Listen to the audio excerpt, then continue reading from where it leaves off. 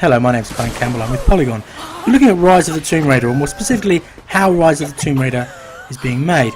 I recently went to visit the developers at Crystal Dynamics, they're just outside San Francisco, and I spent the afternoon talking to the artists about how they went about creating Lara Croft for this new game. It's coming out on the Xbox 360 and the Xbox One in November.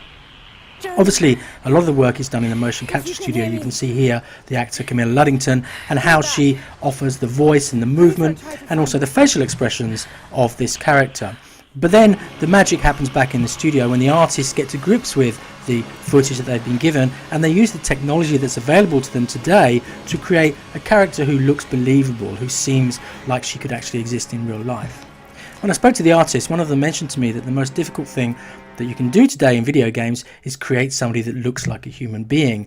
And here you can get a sense of the scale of the problem.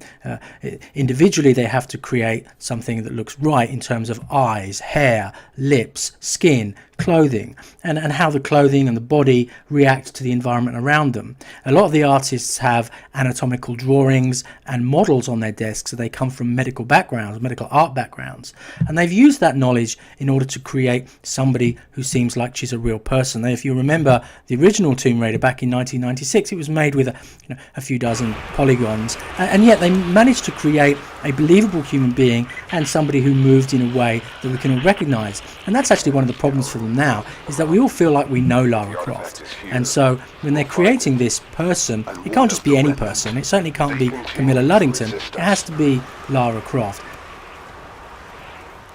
And you can see here some of the storyboard work is done, how it translates to creating the scenes, such as here where Lara Croft is in Siberia on her own, in mortal danger, and how it works in the motion capture studio with the actor, and then finally how it comes out in the final scene. And a lot of this footage you may have seen for the E3 demo that was shown a few weeks ago.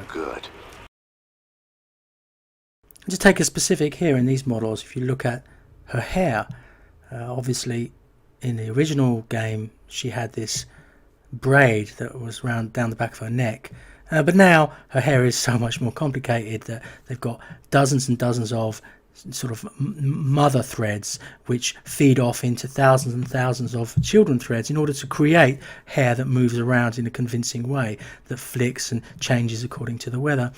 And you can see here some of the work that's been done on her body, on how she moves, how her muscles move, how they tense when she tries to climb up the side of a ladder. You can expect to spend a fair amount of time exploring tombs. And one of the things that I do find interesting about this game is that they've expanded the size of those tombs and the scale of them, and so inside each tomb there are multiple puzzles with a final destination. There is also a lot more water and a lot less or fewer QTEs.